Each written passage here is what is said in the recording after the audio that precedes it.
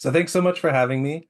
Um, I'm excited to talk to you about free will, partly because I very rarely get to teach this. You may have heard so a lot of the things I do involve ethics and political philosophy, and free will is something I was very interested in when I was a graduate student. And so this is a bit of a return to that. This is one of the more substantive roundtables we're doing, so I'm going to talk a little longer, I think, than we would usually talk. My goal is to try to introduce a bit about the problem, some of the history and motivation for why this matters. And then, while I hope you read the article, I'm not going to assume you read the article, and I'm going to talk a little bit about or try and frame what Frankfurt is doing in his famous article that we can talk about. Part of why I gave it to you is he gives, I think, some very compelling examples that lead for good discussion topics. Um, so let me get in here. All right. So why are we talking about this? Well, you may be here, you may have thought about this because it keeps coming up in culture all the time. So this is Robert Sapolsky holding up his latest book, Determined: A Science of Life Without Free Will. Um, it's the most common question I get from undergrads in every class I teach, regardless of the topic. So it doesn't seem to matter whether it has any relationship to the topic I'm teaching. I always get undergrads who want to come up and talk about free will. Um, it also just comes up in public all the time. I was at a talk earlier this week by Jaron Lanier, who's a technologist, and he was talking about AI, but he couldn't resist opining on free will as part of this talk earlier. Um, it's also an area, and I'll talk about this more today, where that I think is interesting because the view that many, maybe most philosophers have of free will goes against an ordinary or common sense intuition of free will. Um, and it's also an area where there's some really clean and nice examples of classic analytic philosophy papers, like the one I asked you to read today. So with this goal of Plato covering substantive topics, I thought it was a good place to go to show you something about how philosophers tend to write and think today. I also wanted to comment really briefly on my slides. My slides have a fair amount of text, and I have mixed feelings about this, but I wanted to model for you some of what happens in a philosophy talk.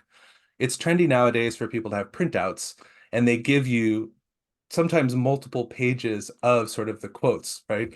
When we're talking about philosophy, it's important to be precise, and I'll try and say it as precisely as I can, but the sort of more bigger blocks of text help you, I hope, follow along, and they help us refer to the arguments together. So why does it matter? Why does free will matter? I'm going to focus on the part of free will that Frankfurt talks about, the relationship between determinism, free will, and moral responsibility. Um, this is a picture on the right inspired actually by the late Daniel Dennett. You may know his work. He recently passed away and he wrote a lot on free will. This was an example he gave when he was talking about what free will was supposed to look like or what the image of being free will was supposed to be. It's a picture or an image from Men in Black where they open up the alien's face and there's it's a human face and there's a little alien piloting them. Um, Free will seems to matter because it feels to us like we're free. Many philosophers who write on this start from this basic phenomenological position. It's in fact very hard to imagine what it would be like to feel not free, at least not free in some sense. Like I've made a challenge to students before to try to convince me that they don't think they're free, and nobody's ever succeeded. But it also seems like there's laws of the universe, right? If you've studied science, um, even if you've talked about science at all, that we're made of physical stuff, that whatever we are, we're embodied, and so we probably have to follow those laws too. And those laws don't seem to have any room for something like free will. The picture on the right is a reference to the sort of homunculus problem of where free will is supposed to be, right? That a lot of theories of free will, people think, just reduce the problem to another little agent inside our brain, but we have to explain why that has free will too, and they just sort of keep going down forever. It also has this sort of flavor of a puzzle or an illusion, and philosophers are attracted to that sort of thing. The idea that this feeling you have is like a cognitive illusion or it's tricking you in some way.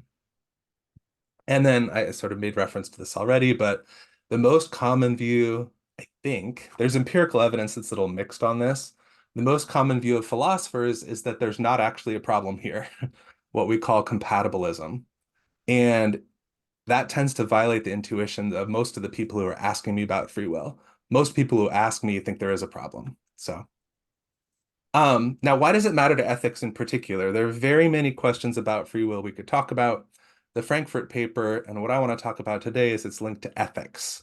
And there's a lot of reasons why it might be obvious to you that free will seems important.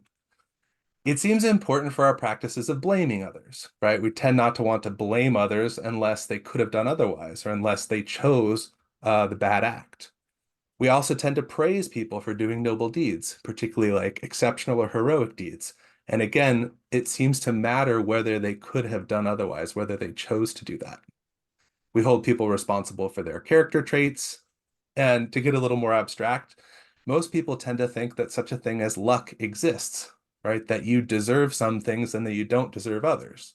So, for example, we want to reward each other for hard work, and we don't want to take what's called a windfall too seriously, right? A benefit that you didn't earn, that you don't deserve. Free will seems to relate to all of these sort of categories of thinking.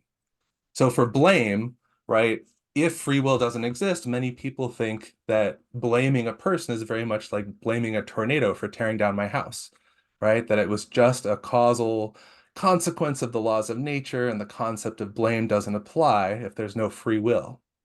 Likewise with praise, we don't praise people for doing things that they're coerced to do, for example, right? You might reward your child if they make a good choice, but in many cases, where parents are coercing children to do the right thing, and it doesn't seem to be a source of praise. Likewise, character, right? If you don't believe in free will, you might think that whether someone has a virtue or a vice is very much like whether they're tall or short, or they have blonde or brown hair. It's not something that's up to them, it's just a fact about their body. And likewise, luck, right? If there's no free will, if everything is determined, then everything that happens to you just seems like something that's lucky or unlucky. It's not up to you at all. And so there's nothing that you deserve or nothing that you can earn. These are all sort of extreme versions of it, but these are the kinds of claims that happen in the literature where people think, number one, we don't have free will and it matters for these categories. Okay. These worries aren't new, right? So this is a shot of Epicurus.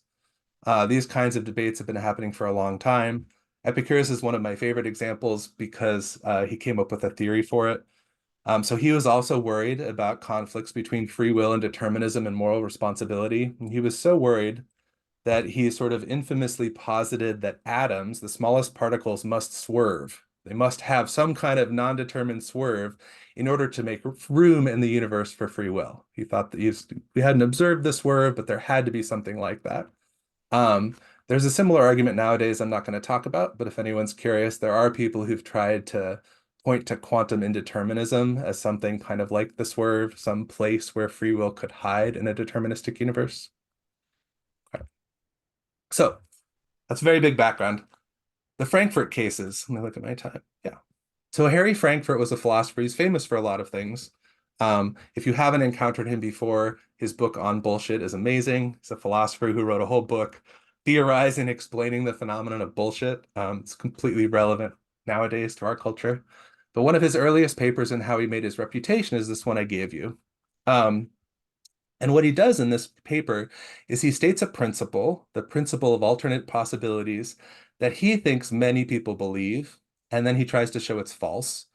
And he tries to show it's false by presenting a series of counter examples. So the principle of alternate possibilities says a person is morally responsible for what they have done only if they could have done otherwise. So for him to present counter examples, he's going to present hypothetical cases. They're all kind of thought experiments, although, well, we can see with the different cases if they match something that you've ever observed in the real world. But each of those is going to be purported to construct a counterexample to the principle. So it's a case where the person is morally responsible, even though they could not have done otherwise. Okay. Now, this style of argument, as he says, it relies on your moral and linguistic intuition. So he's not going to give you a sort of proof that the case is the person is morally responsible or not. He's appealing to a sort of everyday intuition. And so that's one of the questions for the paper is, do you share his intuitions? So I'll walk you through his main examples. His main examples all involve this person named Jones, and he describes Jones this way. He says, Jones decides, for reasons of his own, to do something. Then someone threatens him with a very harsh penalty, so harsh that any reasonable person would submit to the threat, unless he does precisely that, and Jones does it. So you have somebody who's decided of his own accord to do something. Then someone says, you better do that thing or else, right? And Jones went ahead and does it. So he both wants to do it and he's under a threat that he better do it, right? So Frankfurt says, is Jones morally responsible in this case? And was he coerced? So Frankfurt talks about, well, we have to think about there's different types of Jones in this situation. So he starts labeling them. We have Jones 1, and we're going to get up through 4. So Jones 1 and 2 are sort of extreme cases, right? Jones 1 is totally unreasonable. Once he decides to do something, he will always do it no matter what. He doesn't care about consequences. He doesn't care about threats. And so for Jones 1, the fact that he's threatened is completely irrelevant. Jones 1 does the act because he decided to do the act. Okay. So Frankfurt says, if this is indeed the way it was, right, he doesn't think that's coercion at all. The fact that you threaten Jones 1 doesn't matter.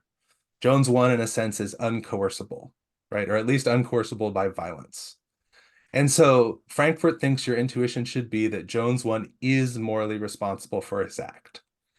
You would say coercion is irrelevant. Now, this is all based on, I should have said, the idea that Frankfurt thinks the intuition about free will and moral responsibility is parallel or driven by an intuition that if you're coerced, you're not morally responsible for what you're coerced to do. So this is a case that Frankfurt thinks is clear where there is a threat of coercion, but there's no actual coercion because Jones doesn't care. So Jones 2 is kind of the extreme example in the opposite way. So he's still decided he wants to do it and he's still threatened. But for Jones 2 is what Frankfurt calls stampeded by the threat. The threat is so overwhelming and it makes him so nervous and afraid, he literally forgets his earlier commitment. He doesn't remember that he cared. He doesn't remember his reasons at all. He's only responding to the threat in this case. And Frankfurt's intuition is here that he also thinks that Jones 2, well, not also. Jones 1 was responsible. Jones 2 is not responsible. He can hardly be said to be morally responsible for his actions. He performed it simply as the result of coercion. Right. And so that's the intuition he thinks you have, which is that he's not morally responsible for his act. Where it gets different is Jones 3. So Jones 3 is who most of us would be. Jones 1 and Jones 2 are these sorts of extreme cases where Frankfurt lays out. Jones 3 is a reasonable person. So threats matter, right? You care about being threatened with really awful consequences. All other things being equal, you don't want the awful consequences, but it doesn't stampede you. It doesn't override your reasons, right? So Jones 3 acts because he made the decision to act, but, and this is important, he would have acted for the threat if he didn't already have his prior motivation. So Jones 3 is someone who does the act and he has a reason to do it that he's already come up with, but he would have been swayed by the threat if nothing else happened. And Frankfurt says he thinks we would be justified in regarding his moral responsibility for what he did as unaffected by the threat, even though, since he would in any case have submitted to the threat, he could not have avoided doing what he did. So he thinks that Jones 3 is morally responsible for his act. He was not coerced, or, and your linguistic intuition may vary here. This is where Frankfurt wants to say either you say he's not coerced, or you say it's possible to be subject to coercion, but still be morally responsible for your action. This is the key one to think about your intuition, right? What is your intuition about Jones 3? Do you think Jones 3 is responsible for his action? Now, you might be thinking, what does this have to do with free will? I'm just talking about coercion.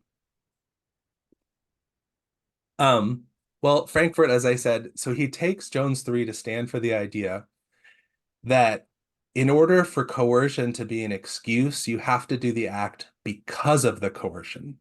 It can't just be that you're subject to coercive force. The coercion has to play a role in explaining, or it has to be a reason why you did what you did.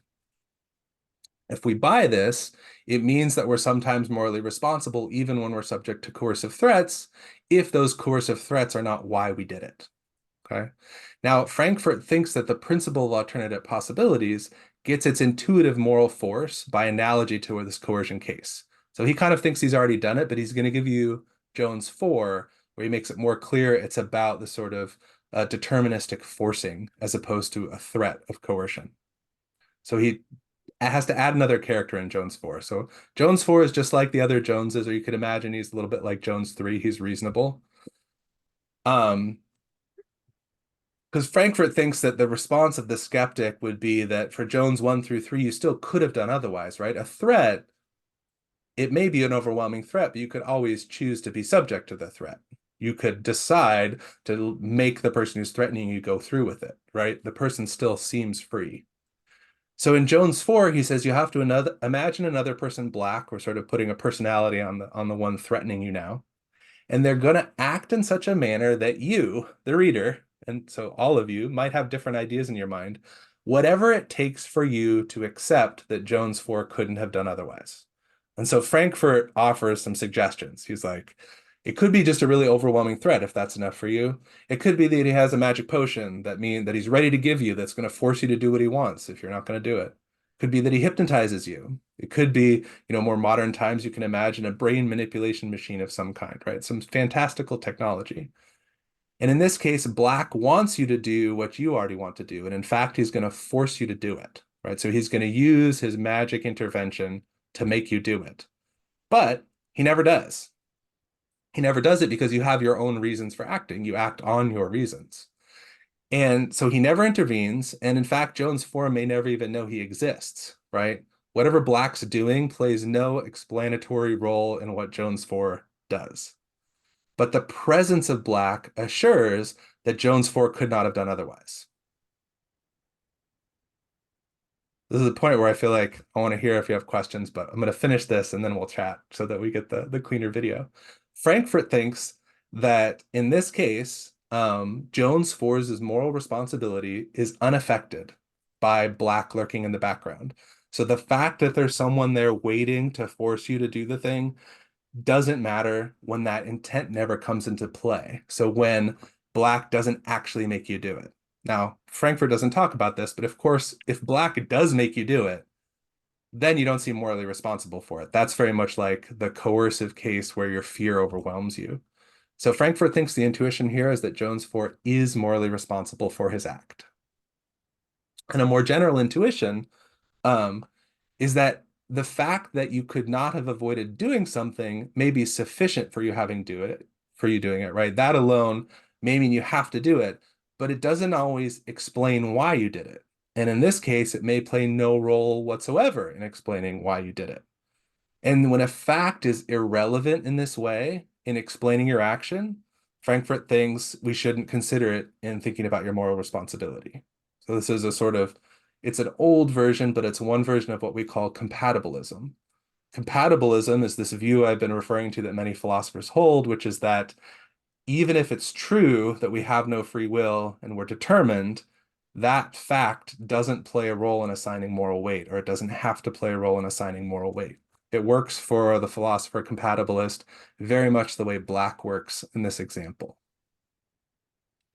And that's the basics. So Frankfurt ends with updating the principle to something that he thinks is more plausible. So his original principle is up top, and it becomes a person is not morally responsible for what they have done if they did it only because they could not have done otherwise. So when you have no other reason and you do it because Black forces you, then you're not morally responsible. But as long as you have a reason for doing it that's self-generated, then you are morally responsible. And he ends with a more sort of this isn't a real person. This is his description of a case that he thinks is possible, but he doesn't argue for it. I'll be curious to know what you all think. So he thinks it's possible that all these things are true at once. Number one, there were circumstances that made it impossible for you to avoid doing something. Number two, these circumstances actually play a role in bringing it about that you do it. So it's correct to say that you did it because you could not have done otherwise. But then three, you also really wanted to do it. And four, you did it because it was what you really wanted to do. So that is not correct to say that you did what you did only because you could not have done otherwise. Now this is a lot of like precise language in this one. Just to point to one other area in moral philosophy, this sort of gets at the problem of overdetermination that's discussed in a lot of moral context. I particularly talk about it when I teach Kant. The idea that we often act for more than one reason. And it's not always straightforward to figure out like what is the reason. Sometimes we have multiple things pointing us in the same direction. So this is a sort of a case that Frankfurt thinks we could have multiple motives for doing the act, and the excuse only gets us off if that's the only thing that's motivating us, or we do it only because that thing. All right.